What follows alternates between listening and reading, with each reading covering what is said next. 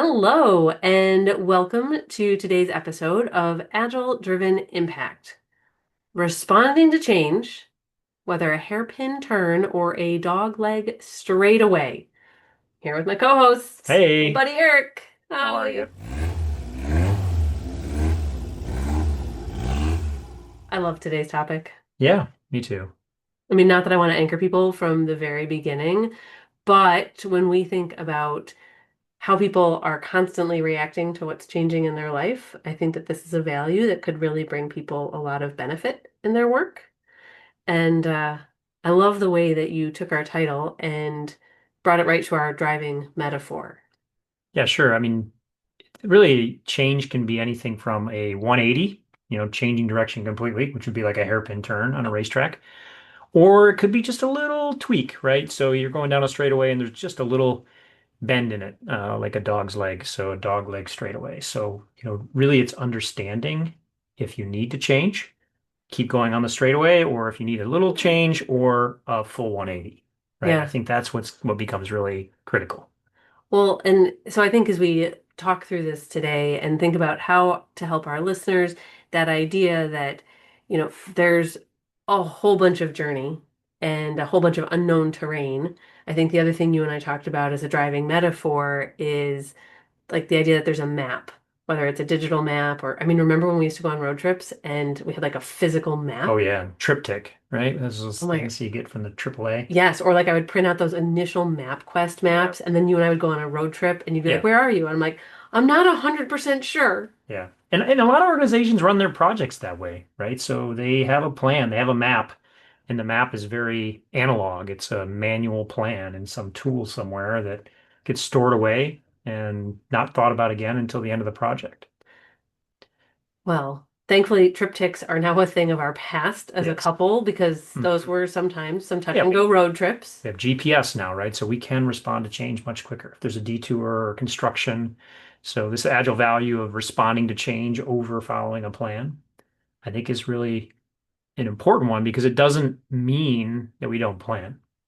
I think that's what people get wrong sometimes. They think, oh, agile, they don't plan in agile. It's just, short sprints, 2 weeks, 1 week, whatever types of sprints. And I think that that's a miss because you really want to have a plan. And it's the act of planning that really matters. Um, if you're trying to get some outcome, like traveling somewhere, and there's a detour, you don't just pull up to that detour and sit there. You say, what's next? Well, there's another route. There's another way we could get to this outcome that we want to get to. Now, just to bring in a very recent personal example of it following along on your metaphor perfectly, I had a plan. I was driving to a cross country meet. I knew the route and it told me my map program, I trusted. It told me where I was going. And so I was headed there. And then all of a sudden there was a physical detour sign in the road. I'll admit, I was like, oh my gosh, what's happening? Why didn't Apple tell me to stop? I panicked a little bit because I Hmm. had a plan. And what was I worried about? That I was going to miss the start of the cross country race. That was a little touch and go for Yeah, us, it wasn't was. it? It It was. was. And And that was we one of those, responded. well, that's one of those, and I think the important thing there is we had data, right? And so the more you can get data in front of you to help you make decisions, the better off you're going to be. So in this case, if it were 20 years ago, we would have seen the detour sign and been like, oh gosh, we have to get off here because there's a detour sign. But what we did is we looked at the data. She was driving, I was riding, looked at Apple Maps, looked at Google Maps. They all said, continue on, you're fine. That detour isn't until way after your destination that you need to get off this road. So we used the data we had to say, no, our plan is good. And that's I think a really powerful thing that you want to consider and think about with your planning is how do you inform it with data? Yeah, no, I agree 100%. And thankfully we didn't miss the start of the cross country race, but Right. it seemed like a good way to kind of branch into today's topic and our metaphor. Right. Yeah. Exactly. So, okay, now we've actually brought our listeners literally into the car with us. Maybe they're actually listening to us in the car, so that was kind of meta and fun. Hmm. But so now we've done a road trip. We've successfully navigated a detour and made it to cross country on time. Hey, thanks for Right. joining us, everybody. That was fun. But what about our road trip detours when we're in the workplace? Uh, have any stories you want to share? Any lessons learned? Yeah, lots of them. How long is this podcast? No. Let me give one, at least one. So this is a company that I've worked with in the past, and they had a product that they were producing for a customer, and it was clear that that customer wanted an alternative to what they were already buying. So the customer was clear that they wanted that alternative, so that spawned a project, and they had a plan, and the plan was to develop this product. It would take a couple of years to develop the product, actually almost 3 years to develop it.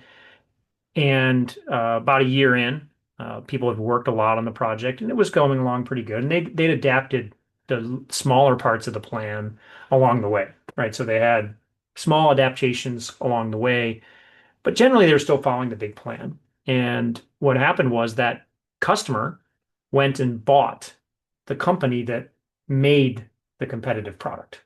So they acquired that company. Clearly a change in the environment, right? Now the environment's completely different. What does that mean to us? But instead of changing the plan, they stuck to the plan, right? Still developed the product. Too much sunk costs. We're already in it. Let's keep going.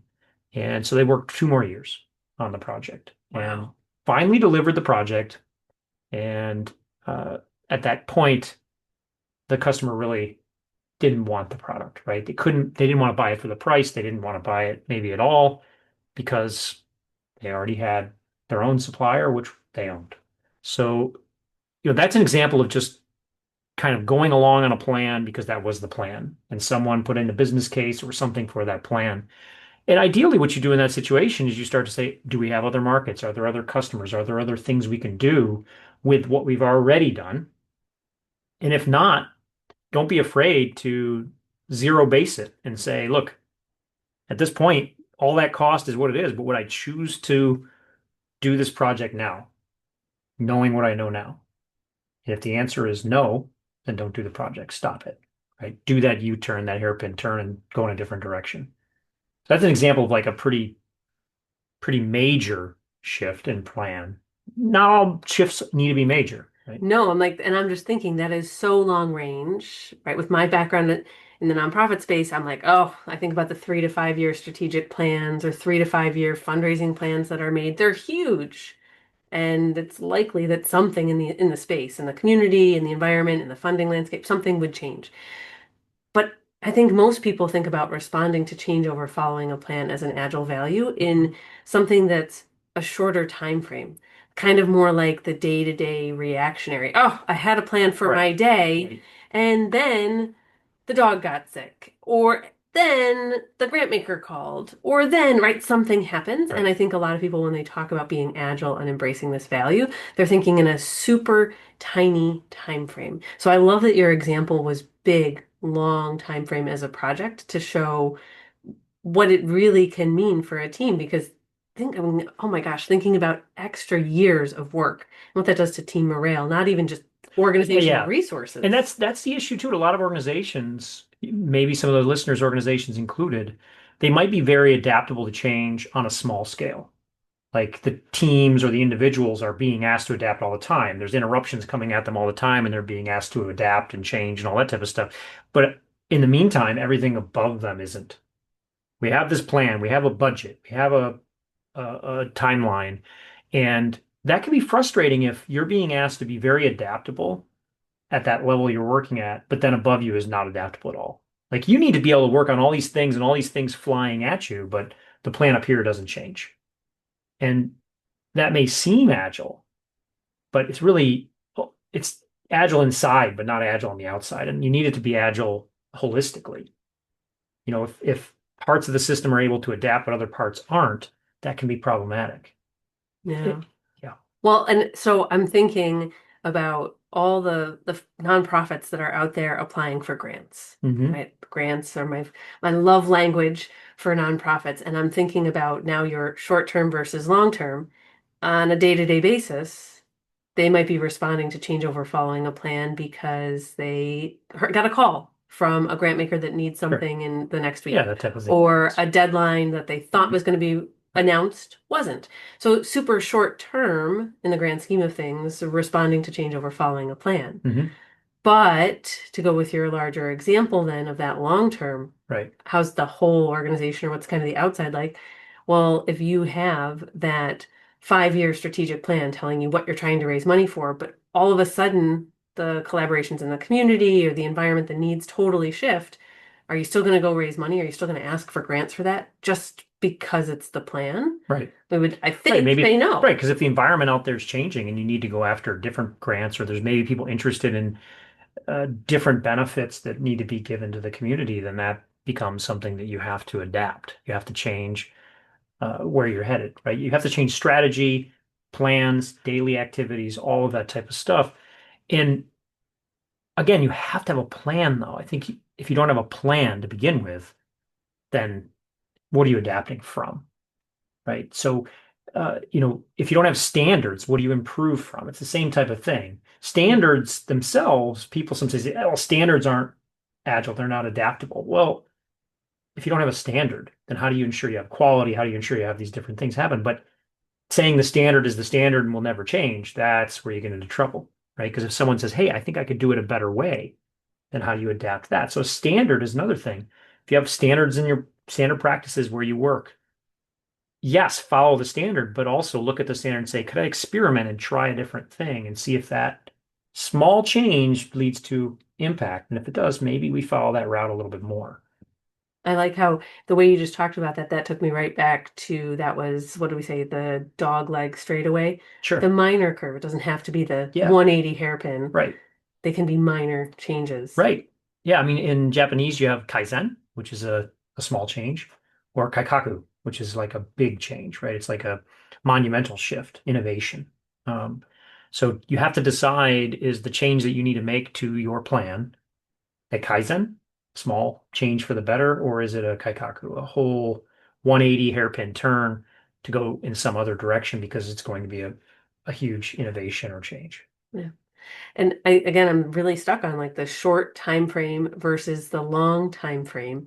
And I think, I mean, you and I train in various spaces and coach in various spaces. And sometimes when you ask people to think of examples for the values, tell me about a time when this value was present in your team. This value in particular, now that we're talking about it, this is where I hear a lot of those short-term reactionary things. Right. This happened, therefore we did this. And it was super agile, and it is. And like kudos and gold Right. stars for it. But I'm wondering if our readers, our listeners, our readers, you can tell I love reading. No, our listeners are thinking and listening based on this and going, oh, yeah, I'm always talking about the short-term change. What about that big change? Yeah, because people will think they're agile because they're so adaptable in the day to day. Somebody sends me an email and I'm on it right away. I'm on this, I'm on that, I'm on that. And I think that's somehow not valuing at all having a plan or following a plan. And I think the idea is that there still should be a plan. And if all these interrupts and these other things that you're doing are drastically affecting this plan, then you have to decide, do we actually, do we value this plan? And if so, do we need to honor it and follow it? Or is it okay to delay the plan because we're having so many interrupts and make those conscious decisions in your organization? But you can't do that without a plan. So I think that's where we get to like, what do we tell the listeners to do tomorrow with this, right? Yeah. What are they going to do with I know. it? I love our like, what are you going to do on Monday Well, with yeah, what you hear? Or like, right. what's the next challenge? And Sure. Whatever day you're listening to it, right? What uh, what what are you going to do? so do you want to issue our like practical challenge for folks today? Yeah, Go for sure. it. So first of all, ask yourself, do you have a plan? Right? And you may say, yeah, I got a plan. Okay, but is it really a plan? Is it something where you have an outcome that you're desiring to get to? So make sure you have a goal or an outcome. And then if you have that goal or outcome, make sure that you've now put down some concrete steps that you think you could take to get there. And we're not talking dozens of steps, like 3, 4, 5 steps. Break it down into those 5 or so big steps, right? If you already have a plan, see if it matches this criteria. Do you have a goal? Do you have an outcome? Not just an output, but an outcome that you're trying to get to. And again, 3 to 5 steps. And you go, well, yeah, but that's not detailed enough. I agree with you. So how do I make a plan that's adaptable? Well, take those 3 to 5 steps and choose the step that you need to do first. and break that into 3 to 5 steps. And if those 3 to 5 steps are small now, if they're 1 week steps or less, great. You actually have enough detail now to get started because you can go take those 3 to 5 steps. That means you're going to work for a few weeks, right? A couple of steps that are a week long, get them done in the first 2 or 3, 4 weeks. Look at the plan now. Look at those next 4 or so steps that you have left in the plan, the big steps, and go, are those the same steps now? Has something changed? Do we have a new step? Do I need to delete a step? Decide, then break that next step down into 3 to 5 steps. So you have this macro plan of 3 to 5 steps, and then you have these micro plans, iterations call them, within that of steps. So tomorrow, Monday, check your plan. Does it have an outcome? 3 to 5 steps. Is the first step broken down into 3 to 5 smaller steps? And are those steps 1 week or less? If so, then you're great. You now can respond to change or following a plan, inspect and adapt once you've finished a few of those small steps. See if the big steps are still there. And you know what? In my mind, as you're issuing that challenge and telling people, if you have a plan, follow this path, right? Look at what you've got going on. If you don't have a plan, please start one. Yeah. And right, you gave some structure. Right. But so I think then the following piece, like that we've got to talk about with that challenge, is it doesn't matter what tool you No. use to try and lay out that plan. No, There is no perfect software. It no. could be put it on a notebook, put it on sticky Yeah. notes. Some tools actually make it really hard to Yeah. see such a big macro idea at the Sure. beginning. So just wanted to like clear that up because people will be like, well, Yeah, so don't what let the should I tool get in do? the way. Don't let Absolutely not. individuals and interactions over processes and tools. Don't let the tool get in the way. That said, make sure whatever tool you use is easy to change what your plan is. So sticky notes, super easy to move around. Try to make it something as simple as that, but probably digital in today's day and age so that you can measure. You want to start to measure how long are my steps taking me, and therefore, how long will my plan take me? Yeah, I think that's quite the challenge, and I'm really excited for people to let us know what happens when they either start to make their plan for the first time or they take a look at their plan and maybe approach it in a slightly different way. Yeah. I think, Is it a hairpin or a dog leg? oh boy, I think that's going to be the next way that we talk about change in our household. That's going to be fantastic. That'll be fabulous. Yeah. So, all right. Well, we've issued our challenge for how people can think about change, how to create the plan so that they can change, embrace that agile value. And so, yeah, we are so super happy that you have joined us driving along on our Agile Driven Impact journey. And I just want to give a shout out to our podcast sponsor, Agile in Nonprofits. They are focused on supporting nonprofit organizations through training and coaching, thinking about how to create more impact, twice the impact, in fact, in less time and at a more sustainable pace. So thanks again to Agile and Nonprofits for being our sponsor, and thanks to you for being our awesome listeners. See you next time. Take care.